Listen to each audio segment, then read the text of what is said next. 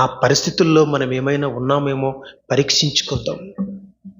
కొన్ని రోగాలు మనకు తెలియకుండానే మన శరీరంలో ఉంటాయి. కొన్ని పాపాలు మనకు తెలియకుండానే మన శరీరంలో మేస్తుంటాయి, లేదా మన శరీరాన్ని ఏలుతుంటాయి. అవేంటో కూడా మనం పరిశుద్ధ గ్రంథంలో చూద్దామండి. రండి పవిత్ర గ్రంథంలోనికి.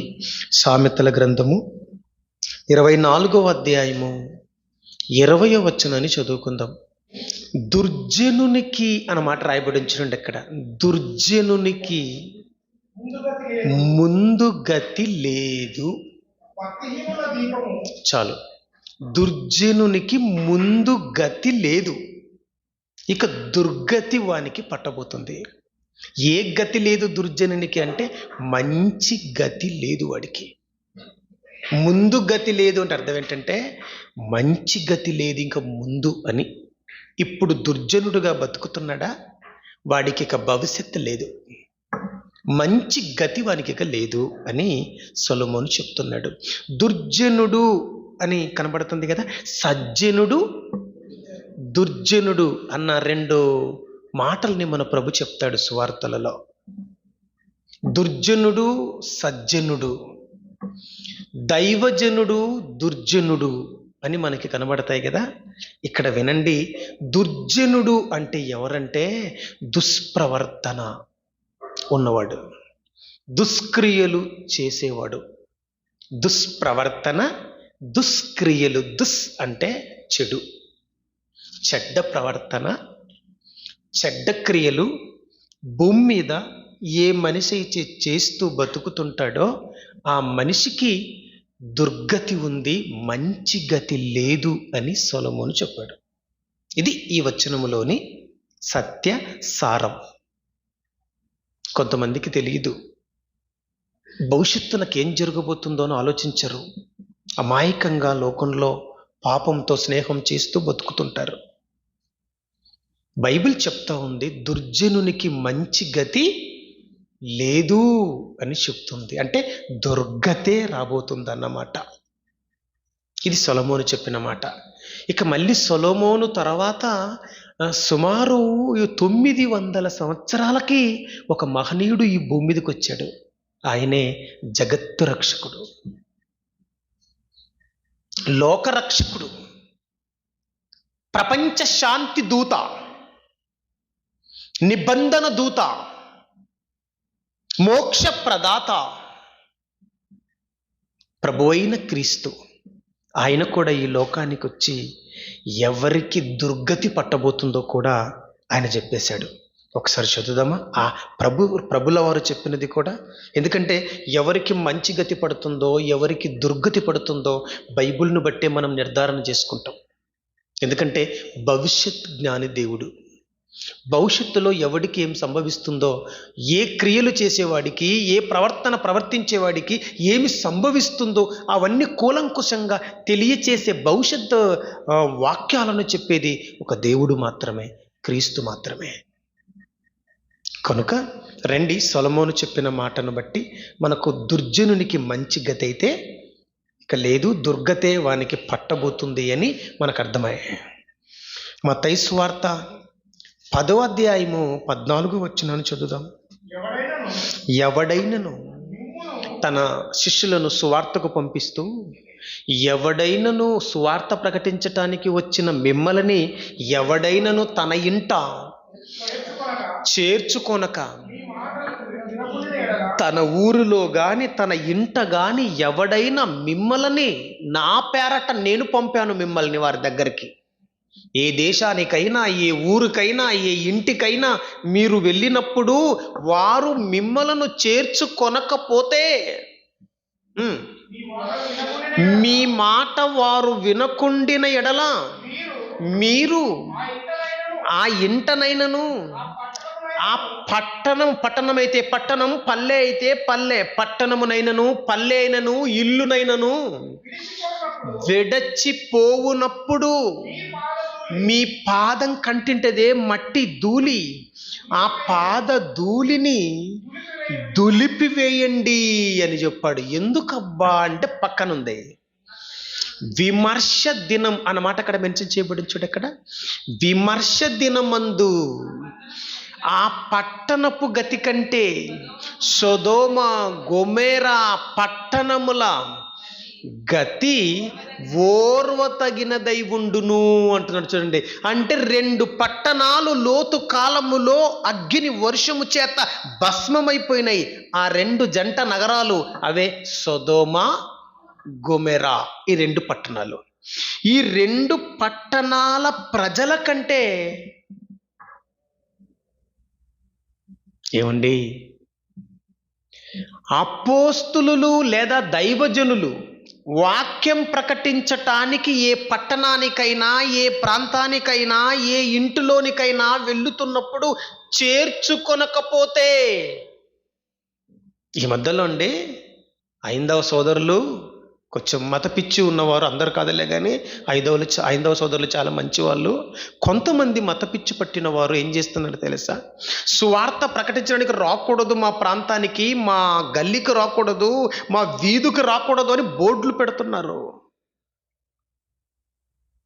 అర్థమవుతుందా? సువార్త ప్రకటించటానికి సద్గుణంతో, మంచి మనసుతో యేసు ప్రభు చెప్పిన సువార్త, సత్య సువార్త సర్వలోకానికి వెళ్ళి ప్రకటించాలని యేసు ప్రభు మాటని గౌరవించి వీళ్ళు యేసుక్రీస్తు సువార్తను పట్టుకొని వీరి ఖర్చులతో, వీళ్ళ కష్టంతో వేరే ప్రాంతాలు, వాళ్ళ ప్రాంతాలు వదిలి, వాళ్ళ దేశాలు వదిలి, వాళ్ళ ఇండ్లను వదిలి, వాళ్ళ కుటుంబాలను వదిలి దేవుని కోసం, వాళ్ళ రక్షణ కోసం కదిలొచ్చి సువార్త ప్రకటిస్తామని చెప్తుంటే, రావద్దు, ఎవడరా మీకు పర్మిషన్ ఇచ్చింది, మత మార్పిడి చేస్తున్నారు, మతమూకల్లారా అని ఎదురు నిలబడి బోర్డులు పెట్టి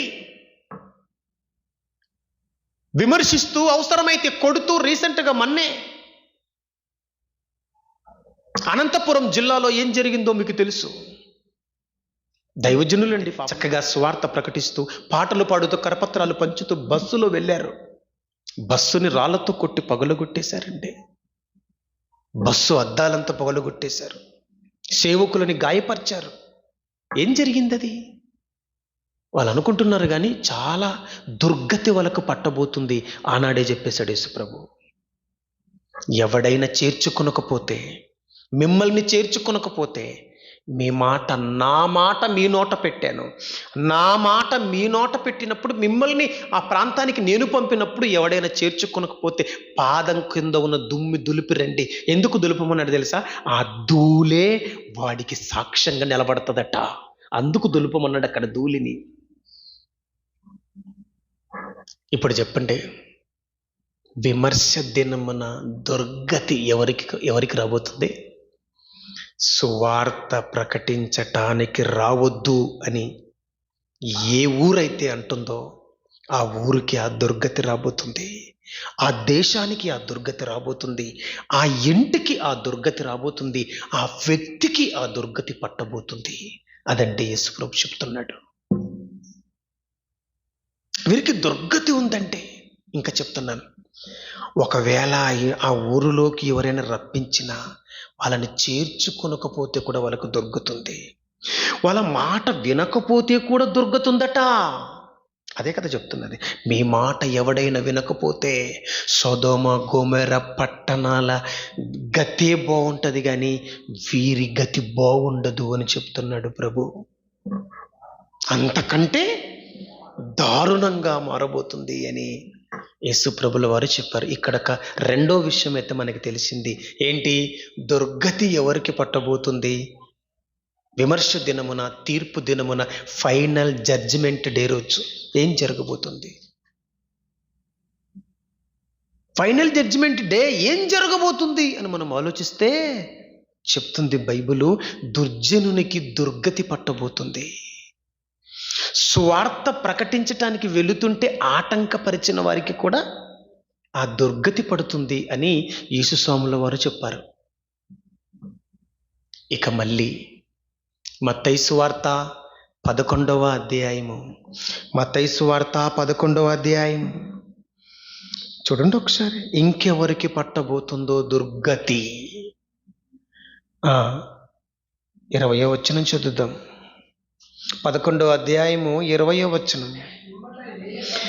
పిమ్మట యేసుక్రీస్తు ఏ ఏ పట్టణములలో ఆయన విస్తారమైన అద్భుతములు చేసెనో ఆ పట్టణముల వారు మారు మనసు పొందకపోవుట చూచి వారిని ఇట్లు గద్దింప సాగెను. అంటే యేసు ప్రభు ఏ ప్రాంతాలైతే తిరిగాడో ఆ ప్రాంతాలలో ఎన్ని అద్భుతాలు చేశాడు, ఎన్ని గొప్ప బోధలు చేశాడు, అద్భుతాలు చేశాడు.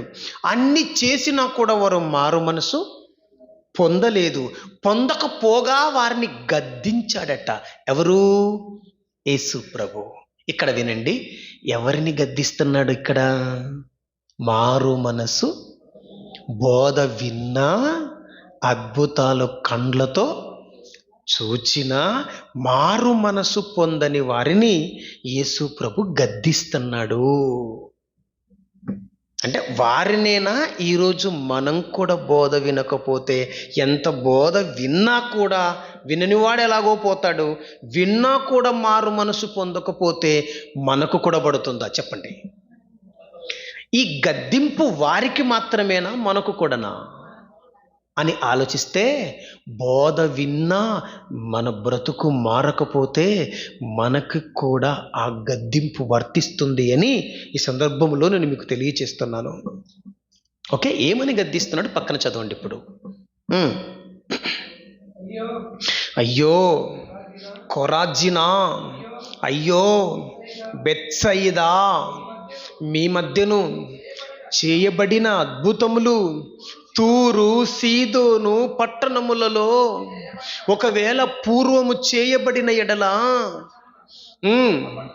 ఆ పట్టణముల వారు పూర్వమే గోనె పట్టలు కట్టుకొని బూడిద వేసుకొని, బాబా ఏం చెప్తున్నాడు ప్రభు?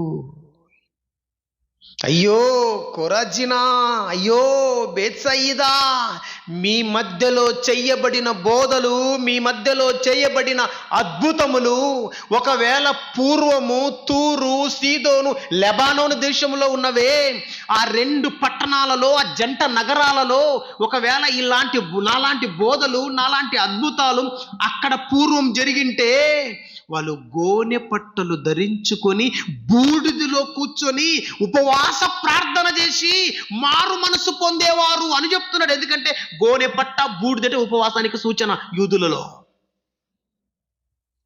అర్థమైందా ఏం చెప్తున్నాడు ప్రభు? ఎన్ని చూచినా, ఎన్ని విన్నా మారు మనసు పొందని వారికి చెప్తున్నాడు. ఏ ప్రాంతాలంటవి? ఏ ప్రాంతాలు మారు మనసు పొందలేదట? కొరాజినా, బెత్సయిదా. ఈ 2 పట్టణాలు గలిలయ దేశంలో ఉన్నాయి. ఎక్కడున్నాయి? గలిలయ సముద్ర తీరాన ఉన్న ప్రాంతాలు ఇవి, ఈ 2. ఓకే, కొరాజినా, బెత్సయిదా. ఈ బెత్సయిదాలో యేసు ప్రభు 3 శిష్యుల ఊరిది. పేతురు, అంద్రెయ, ఫిలిప్పు. ఈ 3 ఊరిదే. ఇది బెత్సయిదా. అర్థమవుతుందా? జన్మ స్థలం ఇది వాళ్ళకి. ఇక్కడే పుట్టారు 3. ఓకే, గమనించండి. ఇప్పుడు ఈ 2 ప్రాంతాలు మారు మనసు పొందనందుకు, వాక్యం విన్నా, సువార్త అద్భుతాలు చేసినా వాళ్ళు మారు మనసు పొందనందుకు ఇదిరే మీ గతి కంటే తూరు సీదోను పట్టణముల గతి ఓర్వ తగినదిగా ఉంటుంది, అంతకంటే చెడ్డదిగా మీది మారిపోతుంది అని చెప్తున్నాడు. అంటే బోధలు విన్నా, అద్భుతాలు చూచినా మారకపోతే వాడి గతి కంటే తూరు సీదోను పట్టణాలపు గతి, అంటే ఏ బోధలు వినని, ఏ అద్భుతాలు కంటితో చూడని ఆ పట్టణాల ప్రజల గతి విమర్శ దినమున బాగుంటుంది అని చెప్తున్నాడు. చూడండి, మీకంటే వాళ్ళదే బెటర్, అంతకంటే మీది చెడ్డదిగా ఉంటుంది అని చెప్తున్నాడు. అదే కదా అక్కడ చెప్తున్నది. ఇక పక్కన చదవండి 22లో, విమర్శ దినమందు మీ గతి కంటే తూరు సీదోను పట్టణముల వారి గతి ఓర్వ తగినదయ్యుండునని మీతో చెప్పుచున్నాను అని చెప్పి పక్కన 23, కపెర్నహూమా, ఆకాశం మట్టునకు హెచ్చింపబడేదవా, నీవు పాతాళము వరకు దిగిపోయేదవు, నీలో చేయబడిన అద్భుతములు నీలో చేయబడిన అద్భుతములు, కపెర్నహూములో యేసుప్రభు చేసిన అద్భుతాలు చాలా గొప్పయండి. మీకు తెలుసో లేదో కానీ యెరూషలేం పట్టణం కంటే ఎక్కువగా అద్భుతాలు ఇక్కడే చేశాడు. ఎవరు? యేసుప్రభు. మీ మధ్య చేయబడినటువంటి అద్భుతములు సొదొమలో చేయబడిన ఎడల అది నేటి వరకు నిలిచియుండును. విమర్శ దినమందు మీ గతి కంటే సొదొమ పట్టణపు వారి గతియే ఓర్వదగినదై ఉండునని మీతో చెప్పుచున్నాను. కపెర్నహూమా, గర్వపడుతున్నావు నీవు. మా పట్టణములో ఉన్నవాడు కుంటి వారికి కాలిస్తున్నాడు, గుడ్డి వారికి కళ్ళిస్తున్నాడు, మేము వెంబడిస్తున్న ఆయన చచ్చిపోయిన వాడిని లేపుతున్నాడు. మా ప్రభు బోధించే బోధలు ఈ ప్రపంచంలో ఎవడు చెప్పలేడు అని గర్వపడుతున్నావు. ఆకాశమంతా ఎత్తుకి, కానీ పాతాళం వరకు దిగిపోతాం. ఎందుకంటే మీ మధ్యలో ఉన్న ప్రవక్త గొప్పవాడినే, నేను మీ మధ్యలో ఉన్న మెస్సయ్యని గొప్పవాడినే. నేను గొప్ప బోధలే చేస్తున్నాను, గొప్ప అద్భుతాలే చేస్తున్నాను, కానీ అన్ని చూస్తున్నారు, అన్ని వింటున్నారు. అష్టదరిద్రం ఏంటంటే మీరు మారు మనసు పొందటం లేదు.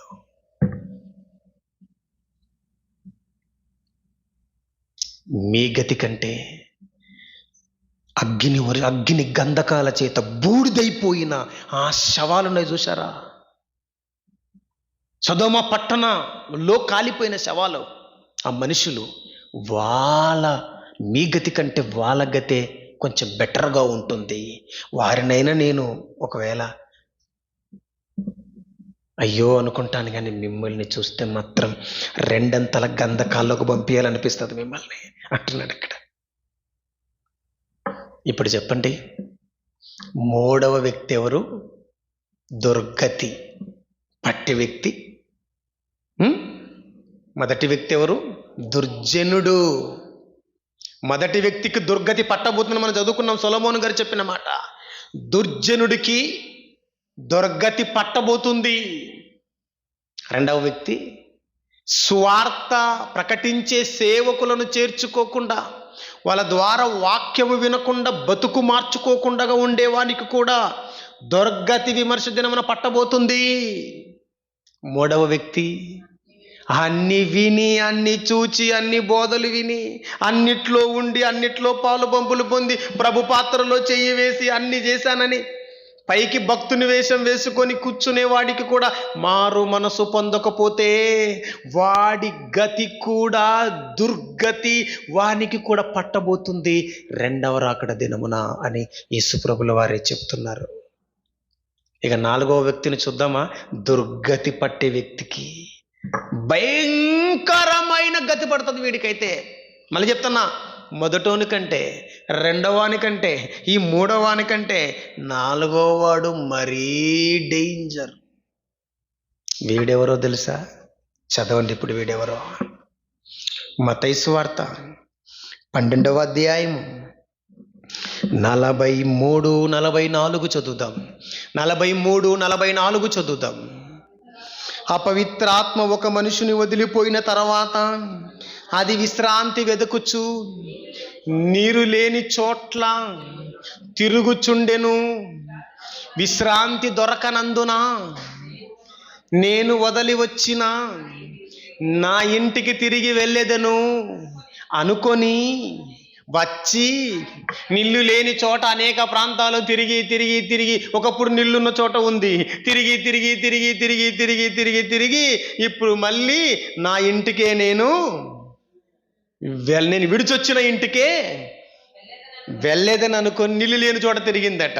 తిరిగి నేను విడిచొచ్చిన ఇంటికి పోవాలా, మళ్ళీ అక్కడికే వెళ్ళిపోవాలా, అక్కడైతే నాకు కడుపు నిండా దాహం తీరుతుంది, అక్కడైతే నా ఆకలి తీరుతుంది అని ఈ అపవిత్రాత్మ అనుకున్నదట. అనుకొని ఏం చేసింది? చదవండి పక్కన.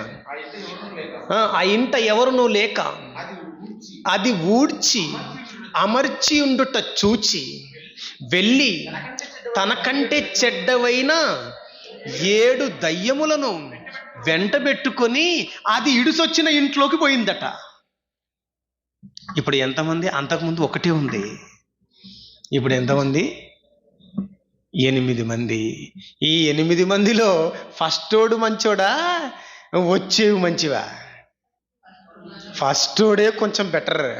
ఇప్పుడు వీని కంటే చెడ్డ దయ్యాలు 7 చెడ్డవే ఒక్కటే ఉండేది అంతకుముందు ఈ ఇంట్లో ఉన్నప్పుడు. కానీ అంతకంటే వీడికంటే చెడ్డ దయ్యాలు వెంట పెట్టుకొని వచ్చిందట ఇప్పుడు మళ్ళీ ఆ ఇంట్లోకి, ఊడ్చి అమర్చిన ఇంట్లోకి. అదే ఇల్లబ్బా, అదెక్కడుందా ఇల్లు అనుకుంటున్నారా? ఆ ఇల్లు ఎవరు అనుకుంటున్నారు? ఎవరి ఇల్లు అనుకుంటున్నారు? అది యేసుక్రీస్తు మాటలు విని విశ్వాసముంచి మారు మనసు పొంది బాప్తిస్మం తీసుకున్న మనిషి హృదయం కడగబడుతుంది, ఆ హృదయం ఊడవబడుతుంది, ఆ హృదయం అమర్చబడుతుంది, నీటిగా ఉంటుంది. అటువంటి హృదయములో మళ్ళీ అపవాదికి చోటిస్తే, మళ్ళీ అంతకుముందున్న దురాత్మకి చోటిస్తే, అపవాది అంటే అపవాది కదలే కానీ చిన్నవాడే ఈడు కూడా, అస్సలోడు ఉన్నాడు. ఇంకా వానికంటే చెడ్డవంటే అందరికంటే చెడ్డోడు కూడా ఉన్నాడు అనమాట, వాడు అపవాది. అర్థమైందా? ఇప్పుడు వినండి.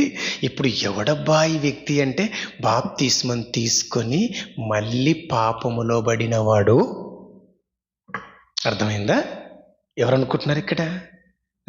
బాప్తిస్మం తీసుకొని దేవుని కోసం బతుకుతానని మాటిచ్చి బాప్తిస్మం తీసుకొని హృదయాన్ని కడుక్కొని మళ్ళీ బురదలోకి, పాపమనే బురదలోకి దొర్లిన వాడే వీడు. వీడికి ఏ గతి ఉంది తెలుసా? చదవండి పక్కన, చదవండి. అందుచేత 45వ వచనం చదువుతున్నాం. అందుచేత ఆ మనుష్యుని కడపట స్థితి మొదటి స్థితి కంటే చెడ్డది. అంటే ఏంటి మొదటి స్థితి ఏంటి, కడపటి స్థితి ఏంటి? మొదటి స్థితి ఒక్క దెయ్యంతో చెడిపోయినాడు. ఇక కడపటి స్థితి 8 దయ్యాలతో భయంకరంగా నలగగొట్టబడి చితికిపోయి నలిగిపోయి చివరికి పీస్ అయిపోయి విమర్శ దినమున యేసు పాదాల దగ్గర పడితే వాని మొదటి గతి కంటే కడపటి గతి మరీ చెడ్డది. అంటే ఇంకెంత దుర్గతి వానికి పట్టబోతుంది అని. దుర్గతి అంటే చెడ్డ గతి అని అర్థం. అదే కదా మరి, మరీ చెడ్డది అంటున్నాడు అక్కడ. ఇప్పుడు చెప్పండి నాకు అందరు చెప్పండి ఒకసారి, ఎంతమంది విమర్శ దినమున దుర్గతి పట్టబోయేది ఎంతమందికి? 4 సొలొమోను యేసు ప్రభులు చెప్పిరి. సొలొమోను చెప్పాడు ఎవరికి? దుర్జనునికి మంచి గతి లేదు, దుర్గతే పడుతుంది అని. ఇక యేసు రెండవ వాడు సువార్త ప్రకటించే, సత్య సువార్త ప్రకటించే సువార్త సేవకులకు డోర్ తెరవని వాడు. విమర్శ దినమందు వాడికి దుర్గతి పట్టబోతుంది. ఇక 3వ వ్యక్తి, ఎంత వాక్యము విన్నా మారు మనసు పొందకపోతే వాడికి దుర్గతి విమర్శ దినమున పట్టబోతుంది అని మనం చదువుకున్నాం.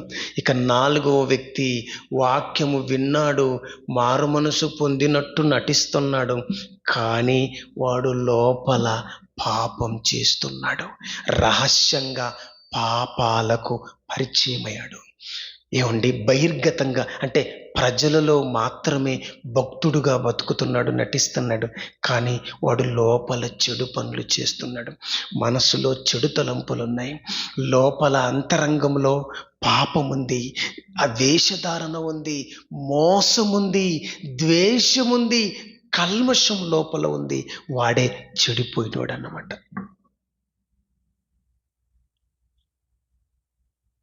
పైకి భక్తి గలవాడు వలె కనబడి దాని శక్తిని ఆశ్రయించని వాడే ఎలాగూ చెడిపోతాడు. అపవాదికి, వాని దూతలకు చోటిస్తాడు. వాని జీవితం కడు దరిద్రంగా మార్చుకుంటాడు. అర్థమవుతుందా? భయంకరంగా మారిపోతుంది అన్నమాట. నీకు అర్థమైంది? విమర్శ దినమున దుర్గతి ఎవరికి పడుతుందో నలుగురిని మీ కళ్ళ ముందు పెట్టాను. ఇందులో మీరు ఎవరినైనా పోలి ఉన్నారా పరీక్షించుకోండి. నేను పరీక్షించుకుంటాను.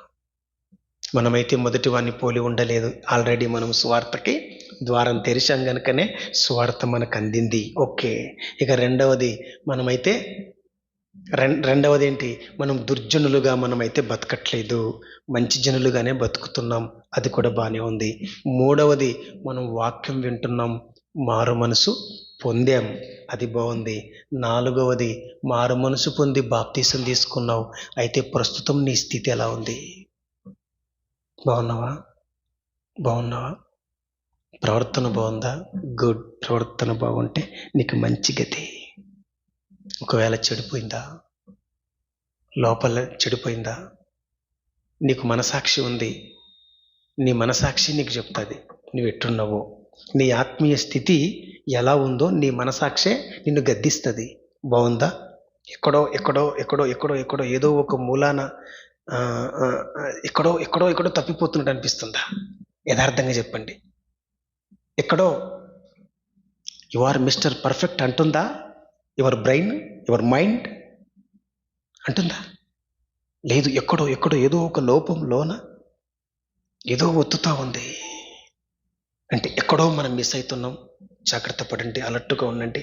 ఏ విషయంలో తప్పిపోతున్నారో ఆ విషయాన్ని ఆలోచించుకొని, ఏ విషయంలో పడ్డారో తిరిగి ఆ విషయంలో మొదటి క్రియను జ్ఞాపకం చేసుకొని లెవ్వు అంటుంది బైబిల్. పడినవాడు లెయ్యడా, తొలగిపోయినవాడు తిరిగి రాడా. మనుషులు క్రింద పడి లేవకుందురా, తొలగిపోయిన వారు తిరిగి రాకుందురా.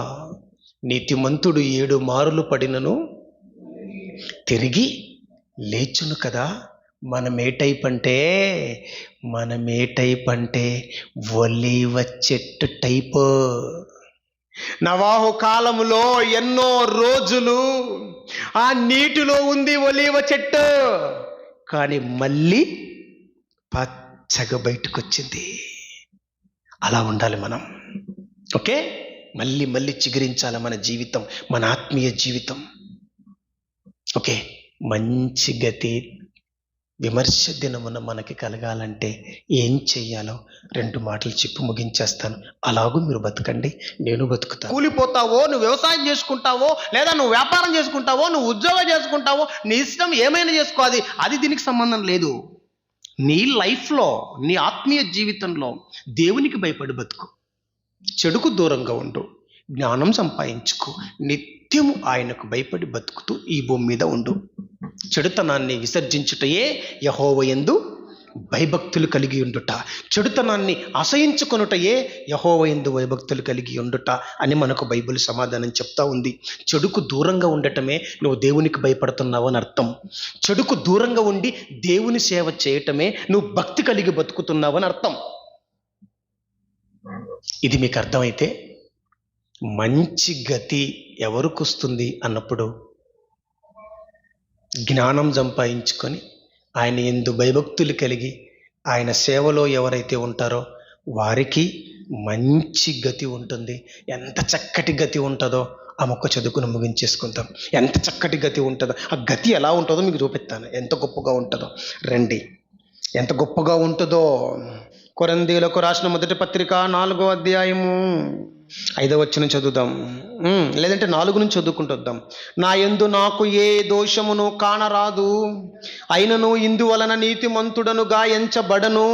నన్ను విమర్శించువాడు ప్రభువే. బాగా దృష్టిలో పెట్టుకోండి. ఇప్పుడు విమర్శ దినం బ్రెయిన్లో పెట్టుకొని మాట్లాడుతున్నాడు పౌలు గారు. ఇక్కడ ఆ విమర్శ అనేది దృష్టిలో పెట్టుకొని ఇక్కడ ఈ అధ్యాయం రాస్తున్నాడు. ఓకే. ప్రభువే విమర్శించును. 5వ వచనం. కాబట్టి సమయము రాక మునుపు, అనగా ప్రభు వచ్చు వరకు దేనిని గూర్చియు తీర్పు తీర్చకుడు ఎవరికి. ఆయన అంధకారమందలి రహస్యములను వెలుగులోనికి తెచ్చి హృదయములోని ఆలోచనలు బయలుపరుచున్నప్పుడు ప్రతివానికి తగిన మెప్పు దేవుని వలన కలుగును. ఎవరి వలన కలుగుతుందట? ప్రతివాని మెప్పు. మెప్పు కలుగుతుంది విమర్శ దినమున. ఎట్లా కలుగుతుందబ్బా మెప్పు? ఎంత గొప్పగా కలుగుతుందబ్బా మెప్పు అంటే ఆశ్చర్యపోతామండి. పరిశుద్ధులందరూ, సకల పరిశుద్ధులు లేస్తారు, కోట్ల దూతలు వస్తారు. కోట్ల దూతల, సకల పరిశుద్ధుల యేసుక్రీస్తు సమక్షంలో ఏం జరగబోతుంది తెలుసా? అందరిలో నిన్ను మెచ్చుకుంటాడు, నీకు మెప్పు కలుగుతుంది.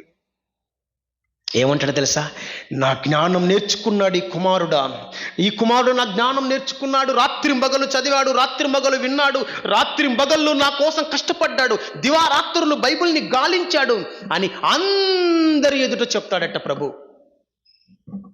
నా యందు భయభక్తి కలిగింది బిడ్డ, చెడుకు దూరంగా ఉంది, చెడును అసహించుకుంది అని దూతల, పరిశుద్ధుల, ప్రవక్తల, అపోస్తులుల, ఆది సంఘ సమక్షములో, సకల పవిత్రుల సమక్షములో నిన్ను దేవుడు లేదా యేసు ప్రభు గణపరచబోతున్నాడు, నిన్ను మెప్పించబోతున్నాడు, నీకు మెప్పు కలగబోతుంది. ఏమండి, ఈ లోకం మనకు శాశ్వతం కాదు, ఏదో ఒకరోజు చచ్చిపోతాం. కానీ ఒక విషయం జీవితంలో మర్చిపోకండి, ఎంతకాలం బతుకుతున్నామన్నది కాదు. నీవు యేసు ప్రభు వస్తే నీకు మెప్పు కలుగుతుందా, నీకు ముప్పుందా? మెప్పు కలుగుతుందా, నీకు ముప్పుందా? యేసుక్రీస్తు రాకడా నీకు మంచి గతి ఉందా, దుర్గతి ఉందా? ఏ గతి ఉందో ఆలోచించుకోండి. మంచి గతి రావాలంటే ఏదో కాదు, ఖచ్చితంగా ప్రతి ఆదివారం మన మందిరంలో ఉండాలా, ప్రతిరోజు బైబిల్ చదవాలా, ప్రార్థన చేసుకుంటూ ఉండాలా, చెడుకు దూరంగా ఉండాలా, భయభక్తులు కలిగి ఉండాలా, జ్ఞానం నేర్చుకుంటూ ఉండాలా, తెలియని వారికి మనకు తెలిసినంత వరకు చెప్తూ ఉండాలా, తెలియంది నేర్చుకుంటూ ఉండాలా. మన జీవిత కాలం అంతా ఇదే పనిలోనే ఉండిపోతే యేసు ప్రభు వస్తే మనకు మెప్పు కలుగుతుంది, మంచి గది కలుగుతుంది. భలే మంచి నమ్మకమైన మంచి దాసుడా రా, నీ కొరకు పరలోకం ఉంది, స్థలాలు సిద్ధపరిచాను, స్వతంత్రించుకో, తండ్రి సింహాసనం మీద నాతో పాటు కూర్చో అని ప్రభు చెప్తాడు. అంత గొప్ప భాగ్యం మనకు దొరకపోతుంది. మహిమ కిరీటం మనకు రాబోతుంది, సువర్ణ కిరీటం మనకు పెట్టబోతున్నాడు. ఎవరు? జీవ కిరీటం మనకు అలంకరించబోతున్నాడు మన ప్రభు. అదే మంచి గతి. ఇంకేం కావాలి నీకు? ఏం కావాలి? మట్టి దేహంలో ఉన్న నీకు మహిమ దేహాన్ని ఇచ్చేస్తాడు. ఎంత మంచి గతి అది! ఏ కిరీటం లేని నీకు జీవ కిరీటం పెడతాడు, ఎంత భాగ్యం అది! ఏ మహిమ లేని నీకు మహిమ కిరీటం పెడతాడు, ఎంత భాగ్యం ఇది! నిన్నెవడు పట్టించుకుని నీ సమాజంలో అందరి ఎదుట నిన్ను గొప్పవాడు అని నిన్ను మెప్పిస్తుంటే ఎంత భాగ్యం అది! అది మంచి గతి కాదా? మంచి గతి కాదా? పరలోకంలోనికి నిన్ను తోడుకొని పోతాడు. మంచి గతి కాదా అది? మంచి గతి మనందరికీ కలగాల, మనం అంత మంచిగా బతుకుతాం. ఒకటేనండి, కొండ గుర్తు చెప్తున్నాను, మీకు మంచి గతి కలగాలంటే మంచిగా బతకండి.